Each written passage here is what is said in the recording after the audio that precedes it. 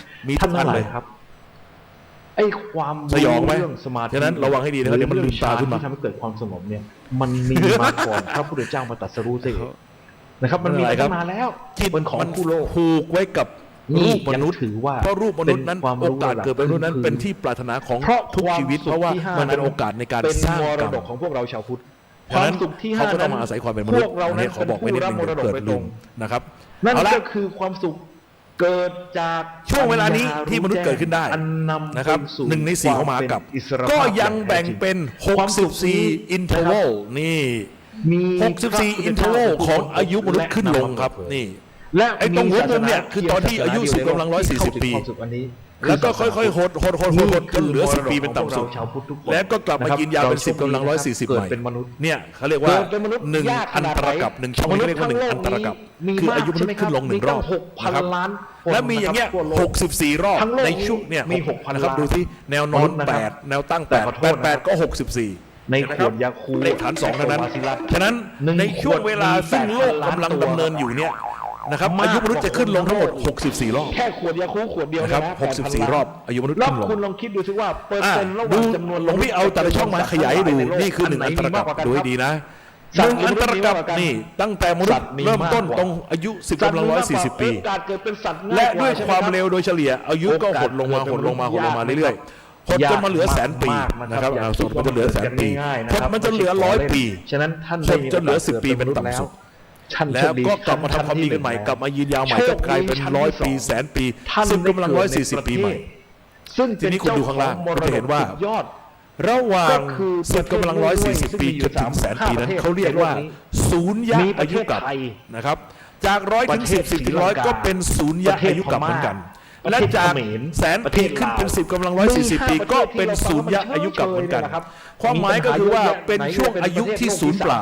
เอ้าแล้วศูนย์เปล่าหมายความว่าไง ประเทศ ศูนย์เปล่าจากโอกาสในการได้เจอกับพระสัมมาสัมพุทธเจ้า ที่ยิ่งใหญ่ที่ เพ สุด ราะมีกฎตายตัวว่า นั่นก็คือ พระพุทธเจ้าทั้งหลายจะไม่มาตรัสรู้ตอนมนุษย์อายุมากกว่าแสนปี หรือน้อยกว่า100 ปีเอ้าทำไมอ่ะเพราะว่าตอนมนุษย์อายุมากกว่าแสนปีคนส่วนใหญ่เป็นคนดี ประเทศ100 กว่าประเทศ เมื่อคนส่วนใหญ่เป็นคนดีโลกนี้มีความสุข แต่ประเทศ เมื่อโลกนี้มีความสุขก็ไม่เห็นทุกข์เมื่อไม่เห็นทุกข์ก็ไม่เห็นธรรมฉะนั้นตอนมนุษย์อายุมากกว่าแสนปีพระเจ้าทั้งหลายไม่มาตรัสรู้ ประเทศไทย ฉะนั้น เป็นประเท จะ ศ พบว่ามนุษย์พระพุทธเจ้าทั้งหลาย ขึ้นมากที่สุด อย่างสูงสุดจะมีอายุประมาณแสนปี มาก นั่นคือสูงสุด นะครับ หรือต่ำก และ ว่า มี แต่ขณะเดียวกัน นะครับ นะครับ คนที่ ดูให้ดี คือหลวงพ่อฤาษีลิงดำ ถ้ามนุษย์อายุน้อยกว่า100 ปี ในช่วง นี่ กึ่ง นะครับ พุทธกาลนี้ ก็เป็นช่วงซึ่งมนุษย์เลวเกินไป ชั่วช้ามากเกินไป การมาตรัสรู้ในช่วงนั้นก็จะไม่สามารถขนถ่ายสรรพสัตว์ได้เพียงพอ เพราะว่าคนส่วนใหญ่ โปรดฟังอีกครั้ง เฮ้ย ท่านบอกว่าในประเทศไทยจะมี นะครับ พระอร ท่านทั้งหลาย หัน ครับ ต์เกิดขึ้น มันเฮ้ยเกินไป ในยุคกึ่งพุทธ นะครับ กาล ช่วงนี้ ก็คือยุคเรา นะครับ นี่แหละ เอาละครับ ปัญหา แต่เรา ก็คือ โชคดีมาก เพราะเรามีพระพุทธเจ้าที่น่ารักที่ เป็น สุด มนุษย์เกิด พระพุทธเจ้าของเรานั้น นะครับ ได้เสียสละมาตรัสรู้ นะครับ ใน ไม่ไปเกิดโผล่ผิดที่นะครับ ในขณะ ไม่ไป ซึ่ง เกิดผิด อา พ่ ยุ ผิด เฉ แม่ ลี่ย นะครับ ของมนุษย์เท่ากับ ตอนนี้ 100 ปีพอดี ได้เจอ เป๊ะ พระพุทธศาสนา เมื่อ ซึ่งเป็นสุดยอด 2,600 กับ 4 ปีที่แล้ว และเราก็ นั่นแหละครับตอนที่พระเจ้าเรา มีโอกาส อุยาคาลงนั้น ที่จะเป็น โคนต้น หนึ่งใน อสัตตพฤกษ์ แสนของพระ และประทับขึ้นทำความเพียร จะ วันนั้นแหละครับ เป็น เป็นวันซึ่ง จะ มนุษ ใช้ ย์ ประ มี โยชน์ อายุ ไม่ใช่ประโยชน์ เฉลี่ย ไม่ ที่ มีใครบังคับ 100 ปีพ พระ อ พุทธ ดี เจ้าไม่เคย เป๊ะ เอาปืนจ่อหัวใครให้มานับถือศาสนา ท่านทั้งหลายครับ นี่คื เมื่อ ความ 2,600 กับ 4 ปีแล้วมนุษย์อายุเฉลี่ย 100 ปีพอดี โดย ทุกๆ 100 ปีอายุ ความสุข ล ที่ ด ห้า ล ครับ ง ความ 1 ปี สุขเกิดจากการมี ตัด ปัญ เศ ญา ษ รู้แจ้ง 4ทิ้งเอา ท่านจะเห็นนะครับกิน 2,600 หารด้วย 100 เท่ากับเท่าไหร่ สังคมศาสตร์ 26 เอา ที่ทาง 26 ลดออกจาก 100 สิเหลือเท่าไหร่ อิตมัสโลนะครับ 74 ปีคืออายุเฉลี่ยของมนุษย์วันนี้ มนุษยศาสตร์ที่มีชื่อเสียงมาก เขาบอกว่าความต้องการ เข้าท่าไหมเข้าท่าไหม มีอยู่ ใกล้เคียงความจริงไหมฉะนั้นอายุเฉลี่ยมนุษย์วันนี้คือ 74 ปี ร่างกาย ฉะนั้นใครสามารถประคับประคองอายุจนถึง 74 ปีได้ ถือว่าเสมอตัว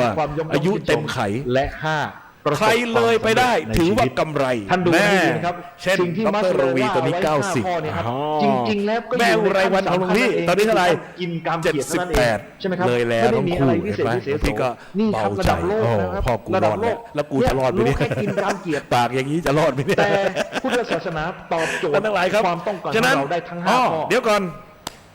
เอา2 หาร 74 สิเหลือเท่าไหร่ ท่านกินละกาม 37 ครับ มันก็ไม่ต่า ท่าง น อะไร ทั้งห กับ ลาย เดรัจ ครับ ฉาน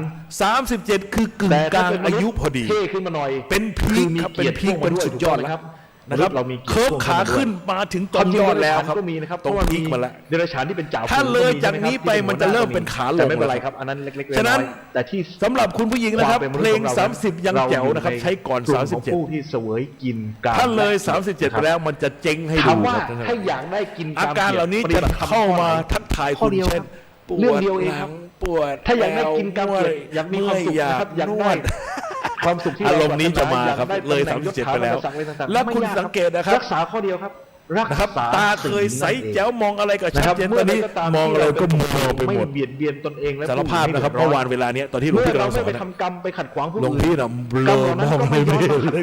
ยกูก็สอนเห็นหน้ามันมัว อะไร ๆ เรื่องกินกรรมเกลียดหมูครับ แต่วันนี้ดีขึ้นหน่อย ฉะ วันนี้ดีขึ้นหน่อย สบายมาก อาการดีขึ้น สิ่ง เดี๋ยว เท่า ก็ นั้น ไป เอง ต้องไปตรวจตา แต่ถ้าคุณ ต ต้องการ เป็น ฌาน ตอนนี้ ความสุ ชั ข ก สง แย่ บเกิดจากความเพ่ง ไอ้วันนี้ไม่พอละ คุณเอาสตังค์ เอาละครับ ซื้ ท่าน ได้ ทั้งหลายครับ คุณ ดูต่อ ต้องมาปฏิบัติด้วยตนเอง ปฏิบัติ อ๋อ ในส ฉะนั้น มาธิ อายุกึ่งกลางมนุษย์วันนี้คือ แต่ถ้า 37 คุณ นะครับ ต้องได้ ฉะนั้น ได้ญาณ ใครยังไม่ถึง ความรู้แจ้ 37 เชิญสนุกให้เต็มที่ นะครับวิมุตติญาณทัศนะ แต่ถ้าใครเลยแล้วก็ คุณต้องมาปฏิบัติที่เรียกว่า อย่าประมาทครับ วิปัสสนา ดูแลตนเองให้ดีนะครับ ตงนอกจากเอาตัวเองมาปฏิบัติแล้ว ต้องมี กูได้ ค ค่าว าม โฆษณาบอกเดี๋ยวไม่ได้ ขอเน้นนะครับ เอาละครับพูดว่า เว กันต่อ ที ไป นี้ไม่ใช่เว อ้าวมี ที อะไร ของ ต่อ คนขลาด เดี๋ยวนะค แต่ รับ เป็นเวทีของ ที คน นี้ กล้า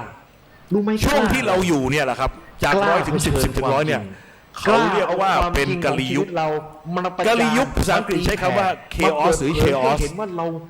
นะครับ ให้ ชาว เห็นว่าเรา นะครับแปลว่ายุคแห่งความไร้ระเบียบ เราโง่ ยุค มาข แห่ง นาด ความ ไหน ไร้ระเบียบไร้กฎเกณฑ์ งี่ง่ามาขนาดไหน สังเกตไหมครับ สีย เรามีกฎหมายเอาไว้ฝ่าฝืน เวลกับสิ่งไร้สระมาขนาดไหนใน เรามีรัฐธรรมนูญเอาไว้ฉีกเล่น สิ่งไร้ค่ามา นะครับ เท่าไหร่ ใครอยากจะงี่เง่าบ้าล่างกันไปก็ล่างไปเถอะเดี๋ยวก็ฉีกแล้ว ท่านเคยมี นะ ค ครั วา บ มรัก นะครับไม่ต้องไปทะเลาะกันให้เสียเวลา ลอ นะ ง ครับ เอากระดาษหนึ่ง ป่วยการไร้สาระ นะครับ เพราะเดี๋ยวก็ฉีกกันอีก เขียน นะครับ ว่า ไม่ต้องห่วงฉีกแล้วฉีกอีก เราได้ ประเทศไทยนั้น เสียอะไรไปบ้าง กินเนสบุ๊กลงไว้ว่าเป็นประเทศที่มีการร่างรัฐธรรมนูญมากที่สุดในโลก ดูสิว่า แล้วเราก็ยังพยายามรักษาแชมป์ของเราต่อไปนะครับ เงาๆของเรา เราภูมิใจมาก ลงทุน นักกฎหมายของเราเก่งโคตรนะครับท่านทั้งหลาย เสีย ฉะนั้นไม่ต้องห่วง ไปเท่าไหร่นะครับ เอาละนี่เราอยู่ในช่วงกะลียุคครับ เงิ ท่านทั้งหลาย ทองนะครับทุกอย่างที่เราเสียไปเท่าไหร่ แล้วระวังให้ดี แล้วเราได้อะไรบ้าง วันใดก็ตามที่มนุษย์อายุถดถอยลงมาจนเหลือ คุณค่า 10 ปีแล้วเมื่อ ที่ ไหร่ เราได้มาจาก เมื่อนั้นจะเกิดภาวะมิกสัญญี และจะเจ็บพิลึกกึก มิกสัญญีคืออะไรครับ เจ็แล้วเจ็บอีก เขาบอกว่า ะไร ตอนนั้น ทำไมกูโง่ได้ถึง โลกจะ ขนาดนั้น มืดอยู่ประมาณ 7 วัน นี่แหละครับ นะครับอาจจะเป็นภูเขาไฟระเบิดควันคลุ้งขึ้นมา ถ้า นะครับมันปกปิดไว้หมด ความจริง แล้ว ยากครับ มนุษย์ งบ ตอนนั้นเนี่ย าก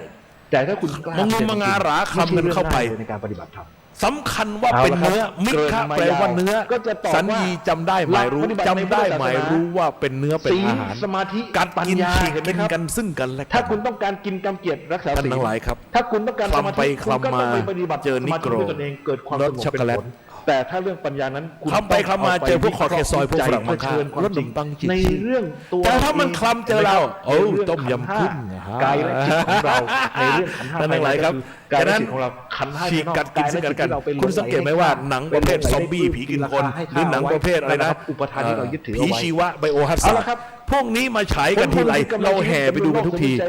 เพราะอะไร สำหรับคน เพราะ รุ่นให มันสะเทือนเข้าไปในใจเราเพราะเราเคยผ่านจุดนี้มา ไม่ต้องห่วง ที่มนุษย์เดินกัน รื่อง เทิงๆแล้วกัดกินกัน บาง เดิ ท่าน แถว กำลัง ๆเป็นไวรัสระบาดระบบคอแตกเนี่ย นะครับ มันคือเรื่องจริงที่เกิดขึ้นทุกครั้งที่มนุษย์อายุลดลงไปเหลือ10 ปี นะครับอุปกรณ์การสอนมี ตอนที่มนุษย์อายุ 10 ปีนั้น นะครับ มนุษย์ตัวเล็ก มา มาก เสนอโดย นะครับ นี่ เขาบอกว่าต้องสอยมะเขือกิน ภูริวัฒโนนะครับ ตัวอาทิตย์หนึ่ง ลวพ่อเจียมเจียมแห่งธรรม แล้วก็ดู มหาวิทยาลัยเชียง โค ใหม่ ตร นะครับ คุณเคยดูเกมลินไหม ท่านนะครับ เวลามันโดนน้ำอะ อยู่ติดกับมหาวิทยาลัยเชียงใหม่ เป็นไอ้พวกบ้าๆนะครับไล่กัดกินซึ่งกันและกันหน้าคุกหน้าขยะแขยงนี่ก็คือช่วงที่เกิดมิกสัญญี นะครับอาตมาหนีมาทัน และในช่วงนี้แหละ เอาละ บางคนที่มันหนีรอดไปได้ ครับ มันจะกลับมาทำความดีใหม่และอายุมันก็จะยืนยาวขึ้นไป กระตุ้น นะครับ ความสนใจ นี่ก็คือเรื่องของมิกสัญญี ถามจริง ๆ ว่า พระพุทธเจ้าของเรา ท่าน นะครับ จำได้ไหมสมัยที่ท่าน ท่าน เรียน มาเกิดตอนอายุ พุทธประวัติสมัยเป็นเด็ก มนุษย์อายุ100 ปีพอดี เรียนเรื่ององคุลิ นะครับ มาน นั่นก็คือพระเจ้าเป็นผู้เสียสละอย่าง อ ยิ่ ง ง คุลิมานฆ่าคนเย ซุ อะ ป ไหม เปอร์ ค โล รับ เวอร์ลิมิตแต่ที่น่าสนใจ ถ้าถามว่า คือว่า ฆ่าไปเท่าไหร่ อายุ บางคนจจะ ของ ตบ พระองค์ไม่ครบ 999 ไข เขาบอก เห็ ว่าน ไหม ไอ้ พระเจ้า 999 ตัวเล อ ข งค์อื่นนะครับ แต่ ถ้า คำ เกิด ตอบ มนุษย์ ไม่ อายุ ถูก เพราะแสนปีถ้าเกิดจะอายุ100 แสนปี ถ้าเกิดอายุหมื่นปีถ้าอายุหมื่นปีอายุเท่ากับไข แต่พระเจ้าของเราเป็นกรณีพิเศษคืออายุไปได้แค่80แล้วก็ปรินิ แล้ว พ นั พา บ น ไปได้แล้ว 999 แล้ว นิ้ว สังเกตไหมครับในพุทธประวัติโดนมารทูลให้ปรินิพพาน เกินพันคนนะครับ แต่เขาบอกว่าม ารวิเศษจากไหนมาทูลให้พระเจ้าปรินิพพาน พระพุทธเจ้าเนี่ย ไม่ใช่หรอกครับ ทรงมีพระ กรรมของพระองค์เอง นะครับเสด็จไปโปรด แล้วพระเจ้าของเรารู้สึกว่าจะเคยไปทำสิ่งที่ไม่ชอบบ วชเสร็จแล้ว ไม่ชอบมาพากลสมัยที่เป็นโพธิสัตว์ ทำเป็นพระอรหันต์ ก็คือ คู่ฟัดของพระพุทธเจ้าก็โพธิสัตว์ด้วยกัน ถ้าใครก็ตาม คุณไม่ต้องห่วง ที่ได้บรรลุธรรมเป็น นะครับ พ คนจะรักกันก็ กรรม ต้อง ที่ทำไว้ทั้งหลาย คนเลเวลเดียวกัน จะกลาเป็นอโหสิ จะ กรรม รักได้ก็ชังได้ แต่ใน ก็ กร ชัง ณี กัน ขององ ก็ คุลิมานเขาบอก คน ว่า เลเวลเดียวกัน แม้กรรมจะเป็น ฉะนั้น อโหสิกรร มวยมัน แล้ว ต้องต่อย แต่ยาม รุ่นเดียวกัน เมื่อองคุลิมานเดินเข้าไป โพธิสัตว์ต่อยกับโพธิสัตว์ปัจเจกต่อยกับปัจเจกสาวกต่อยกับ เขา สาวก เอาหินเอาไม้ รัก ปลา ชอบชังกันอยู่ในกลุ่มเดียวกัน ครับปลาหมูปลาหมา ฉะนั้น มักมีเหตุบังเอิญ คู่ ให้ กรณีของท่านก็โพธิสัตว์ ไม้ เหมือนกัน นั้นลอยไป ก็ สู่หัวองคุลิมาน โพธิสัตว์ย่อมเห็นกันและกันเป็นมารเพราะว่า เขาบอกนี่คือเศษกรรม โพธิสัตว์นั้น to be ที number นี้ one จะถามท่านทั้งหลายว่า ใช่ไหม ถ้า คอนเซ็ปต์ของโพธิสัตว์คืออะไร ฆ่าตายไป ฉันคือคนที่สำคัญที่สุด นะ ฉั ครับ นคือคนที่พิเศษที่สุด เป็นพ่อเราล่ะ to be number เป็น one ลูกชายแล้วล่ะ ฉะนั้น สา ชอบไหม เราล่ จะเป็น number เป็น two ภรรยาเราล่ะ เรา ฉะนั้นใครมาแซงกูเป็นไง ทำใจ ริษยาไหม ที่ ริษ ไอ้ ยา คนร้ายที่มัน ฉะนั้น ทำร้าย ริษยา ครอบครัว เกิดง่ายของคนประเภทนี้ วันนี้ โพธิสัตว์นี่ แอบห ขี้ นี ฉา ไป ที่สุ บ ด วชแล้วแล้วบรรลุธรรมเป็นพระอร ฉะนั้ หั น นต์ด้วย คุณไม่ต้องดูครับ แฮปปี้สบายเฉพาะตัวมันไปแล้ว วันเนี้ย เหลือ โพธิสัตว์จานบิน แค่หัวแตก กับ แต่ โพธิสัตว์ มันยุติ ปิดถนน กับชีวิตเราไหม ต่างคนต่างเห็นกันและกันเป็นมาร พยักหน้าใคร เห็นหรือเปล่า ทำสายหน้า โพธิสัตว์จานบินก็บอกว่าไอ้นั่นน่ะไอ้ปิดถนนเป็นมาร ถ้ลูกหลานมาถาม ไอ้ปิดถนนก็บอกว่าไอ้จานบินเป็นมารต่างฝ่ายต่างเห็นกันและกันเป็นมารเพราะต่างคนต่างต้องการจะมี เอางี้ไหม number one ทั้งคู่ นะครับมีคนเดินมาต่อยหน้าเราหนึ่งทีแล้วบอกว่า เหมือนกัน เคยต่อยกูไว้ใน พระพุทธเจ้าเราก็ค ยอง มไหมครับ ไปทำสิ่งที่ไม่ถูกต้องชอบธรรมกับพระโพธิสัตว์องค์อื่นไว้ พี่ก็ไม่ยอม ไปใช้เล่ห์ เก่า เอาเปรียบ ก็ไม่ เขา เวิร์กท่านทั้งหลายครับ ตอนนั้นแหละเขาโจทย์ไว้ว่า แต่ผมขอยืนยันว่า ขอสาบ สิ่งที่ แช่ง ปรากฏในพระไตรปิฎก ถึงสมัยของท่านมาตรัสรู้ก็จงอย่าได้มีอายุครบ การที่องค์กุมารรับกรรมเพียงแค่ ตาม หัวแตก ไข ถูกต้องแล้วครับ เข้าใจว่าเป็นเรื่อง ยุ นี้ ติธม เป็นเหตุให้พระองค์ แล้วครับสง ถูก สัยไหม มารทู ว่า ลให้ อธิ ลา บายยังไง ให้ปรินิพพาน สงสัยโปรดติดตาม เพราะระดับพระเจ้าใครจะมาทูลให้ลาปรินิพพานได้ไง เมื่อประมาณ แต่พระเจ้าเราก็ 10 อ้าง ปี เห ที่ ตุว่า มี ถ้าก ร ทำวิ ณี นัย สะ นี้ เทือนขวัญคน ปัก ทั้ง หลั ป ก ระเท ปัก ศ ฐานเรียบร้อยแล้ว นะครับ โอเคยอม นายสัต เห็น ว์ ไหม ปากรอ นะครับ จับ สุดท้ายท่านก็ต้องยอม ครบครัวบุญทวีพ่อ ท่า แม่ น ลูก ปรินิพพานตอนอายุ ฆ่ 80 แขวนคอ ทั้งที่อายุไข จำได้ไหมครับ คือ100 นะครับเป็นข่าวใหญ่นะครับ อันนี้น่าสนใจ คนสะเทือนขวัญ นะครับ ทั้งประเทศ สมมุติว่าวันนี้ ทีนี้ นาย ขึ้นไป สัต ดู ว์ ข้างบนครับ ปากร มีเรื่อง นะ น่า ครับ สนใจอยู่ตรง ติด นี้ คุกติดตารางอยู่ มันมีอะไรห แล้ว รือ อยู่ๆ นี่ครับ แกก็เดินออกจาก ที่แต้มไว้เหลืองๆเนี่ย คุ คุณของคุณมีไหม แต้มเป็นพระอรหันต์ คุณมี แล้ว แต้ม พระ ป่ะ เจ้าไม่ควรรับ แต่หลวงพี่ไม่ใส่รายละเอียดไว้ ถมใจ เพราะว่าขี้เกียจทะเลาะ ท่านยอม นะครับ ได้ไหม มาดูกันครับอันที่หนึ่งครับ สายหน้า กับของเราชื่อว่าเป็นพัทรกับมีพระพุทธเจ้ามาตรัสรู้ถึง5พระองค์ นี่ขนาดไม่ใช่ คำถามว่าแล้วองค์แรกมาตอนไหน นะครับแต่อา นะ ต ครับ มาก็ พ ข ระ อยืน ก ยันว่า กุสันโธสัมมาสัมพุทธเจ้าพระเจ้าองค์แรกของพัทรกับเหล่านี้ มาตรัสรู้ในอันตรกับที่1 2 3 4 5 6 7 แล้วจะอ นะครับ ธิบายอย่างไร พระกักุสันโธสัมมาสัมพุทธเจ้ามาตรัสรู้ในอันตรกับที่ แน่ท่านทั้งหลาย 7 ค ต รับ อนมนุษย์อายุ เคยได้ยินไหม 40,000 ปีขาขึ้น ว่า นี่คือ นะครับ พระพุทธเจ้าพระองค์แรกในยุคของเรา อรหันต์ นะครับ แม้ตักบาตร ท่านทั้งหลายครับ เพียงทัพพีเดียว จะมีอานิสงส์ให้ มาดูต่อครับ รวยไปไม่รู้กี่หมื่นกี่แส ก น ว่า ชาติ องค์ที่สองจะมาทิ้ง จริงเหรอ ช่วงนานมากเห็นไหม ไม่ ดาต้าที่หลวงพี่ได้มา ตัก นี่ครับ บาตร ทิ้งไปเกือบครึ่งนึงเนี่ย คุณ นะ ล รั อบ งคิดดูสิว่า อันตรกับที่อะไร ลองคิดดูว่า 1 2 3 4 4 8 3 2 3 3 3 4 3 5 3 6 37 อันตรกับที่ 37 พระพุทธเจ้าผู้มีนามว่า เรื่อง พระ ราวเกี่ยวกับการทำบุญ ก่อน นิดๆหน่อย โก ๆ นาคมสัมมาสัมพุทธเจ้า เก่าผืนเดียว มาตรัสรู้ตอนมนุษย์อายุเท่าไหร่โกนาคม 30,000 ปีขาอะไรขาขึ้น พ หรื ระ อขา รา ลง ชามหากษัตริย์ ขา เป็นจั ขึ้ ก น รพรรดิมา ตอนที่มนุษย์ เป็น กำลัง ร้อย อายุ ๆชาม าก ติ ขึ้ เป็น นพันชาติเนี่ย นี่ครับพระเจ้าองค์ที่สอง มีเยะแยะไปหมดปรากฏในพระไตรปิฎก มาดูต่อไปครับพระเจ้าองค์ที่ พระไตร 3 ปิฎกจะโกหก ก็คือพระกัสสปะ หรือคนอื่นแอบมา สัมมาสัมพุทธเจ้า แต่งไว้หรือเปล่า ท่านมาตรัสรู้ในไหน ขอโทษนะครับ ในอันตรกับที่ดูนะครับ หลวงพี่มีความเชื่อว่าในพระไตรปิฎก 1 2 3 4 5 8 5 เชื่อได้ 40นะครับ 99 41 42 43 44อันตรกับที่ ยกเว้นผิด 44 พระพุทธเจ้าผู้มีนามว่ากัสสปะสัมมาสัมพุทธเจ้ามาตรัสรู้ตอนมนุษย์อายุ 20,000 ปีขาลงอันนี้ขาลงเห็นไหม พุทธศาสนา ในคราวนี้แหละตอนที่พระพุทธเจ้ากัสสปะมาตรัสรู้เนี่ย จะไม่ยอมเด็ดขาด พระเจ้าของเราเป็นพราหมณ์หนุ่ม ที่จะมีใคเข้ามาปนเปื้อน ได้ข่าวว่าพราหมณ์รุ่นพี่ทิ้งปราสาทสามฤดูทิ้งลูกทิ้งเมียแล้วออกไปบวช ก็คือพระ ไปนั่งใต้ต้นไม้อยู่ไม่กี่วันก็ตรัสรู้ หลวงพี่มั่นใจครับถูก จิต กัน ของพราหมณ์หนุ่มจึงเกิดปรามาสขึ้นว่า แต่เมื่อก่อน เชื่อ ตอนที่หลวงพี่ เพียงแค่ไปนั่งใต้ต้นไม้ไม่กี่วันก็ตรัสรู้ เอ๊ะ มันไม่ง่ายปานนั้นเชียวหรือ อาจจะกลัว เห็นไหม ว่าพระ นี่ ใน คือ อนา จุด คต เริ่มต้น จะอดข้าว และหลังจากนั้น โฆษณชวนเชื่อเกินจริงอันนี้ ก็ได้ เรียว่าปรามาส พราหมณ์หนุ่มของเราคือพระพุทธเจ้าของเราก็ได้มีศรัทธาไปบวชในศาสนาของพระกัสสปะเป็นผู้จำทรงพระไตรปิฎกไว้ได้ ถ้า แต่ก็ไม่บรรลุธรรมพิเศษใดๆเพราะเป็นโพธิสัตว์ ด้วย ไม่มีสิทธิมรรคผล ข้าวพีกับพระอรหันต์ ฉะนั้น มี ชี้ได้เลย ให้ ธรรมชโยโพธิรัก จริงๆครับ พุทธอิสระ แต่ ว สง ว สัย ชิรเมธี ว่าจะอธิบายยังไง นะครับบอกเลย โปรดติดตาม แม่ชีสันสนีนะครับ นี่ ชัสุมานกับปิลสิงห์พวกนี้ไม่มีสิทธิ์ได้มรรคผลโสดาบันก็เป็นไม่ได้ ร้ายกาจ เพราะอะไร แต่ เพราะ ทำ ตัว ไม เอง วันนี้ ปรารถนาพุทธ มันยังได้ดีมี หมด ความ สิทธิ์ สุขอยู่ จนกว่าจะลาพุทธภูมิ โดยเรเองซะอีกครับทำความ ฉะนั้น ดีมาก คนเหล่านี้ขอความกรุณาอย่ากระแดะมาพูดเรื่องโลกุตระนิพพานเป็นอัตตงอัตตาไม่ต้องทะลึ่งมาพูด เพราะว่าไม่ใช่วิสัยที่คุณจะรู้ได้ ปัญหาก็คือว่า ฉะนั้น หรือว่า ทำบุญทำทานไป จะทำ บวชพระ ดีแล้วไม่ได้ บวช ดี พงบวชพระจัด ทำชั่วแล้ว พิธี ไม่ได้ชั่ว นะครับ เคยสงสัย อะไรจะเดิน อย่างนี้ ทุดง บ้างไหมครับ อะไรธรรมชาติธรรมชัยเดินไปเถอะ โปรด ไม่มีปัญหาหรอก ติ ได้ ดตาม ได้ แทนตื่นเช้า แล้วก็ทนด้วย เพราะว่ามาเยอะก็ เริ่มต้นแล้วนะครับ ภาระไปมันเป็น การ บท ที่ เรีย ท่าน น ที่ มา เขาต้ ณ องผ่า ที่ น นี้เดี๋ยวก่อน โง่ไป เรา หา ลืม ถู ไป ก เรื่องข้อตกลง นะครับ โง่ไปหาฉลาด ข้อต ผิด กลง ไปหา กัน ถูกมันคือ เห็น กระบว ว่าน ท่าน การ เป็ เรี น ยน ผู้ รู้ ใหญ่แล้วก็คง ฉะนั้น ไม่ต้อง ไม่ใช่เรื่องแปลก พูดเรื่องนี้ พี่ก็ไม่ ย้ำแต่ถ้า แย่ เป็น ใส่ เด็กๆจะต้องย้ำหน่อย อย่าคุย มันก็โด ะ น ลูก แล้วมันก็ แต่ โดน ไม่ ใคร ต้อง ก็โดนโพธิสัตว์ด้วยกัน ข้อ เล่ ที่ นกัน สอง เอง ครับ สนุกดี ตั้ง โพธิ แต่ สัตว์ นี้ กัด เป็น กั ต้ น นไป มัน ฟังให้ดีนะครับ กูเชียร์ สิ่งใดก็ นะครับ ตาม เชี ที่ ยร์ ท่าน กั ได้ยินได้ฟัง ส จาก นุก พระภัสสกร ท่านทั้งห ข ลาย อ ครับ ความกรุ ดู ณา ให้ดี ครับอย่า นะครับ เชื่อ พระเจ้าของเรานะครับ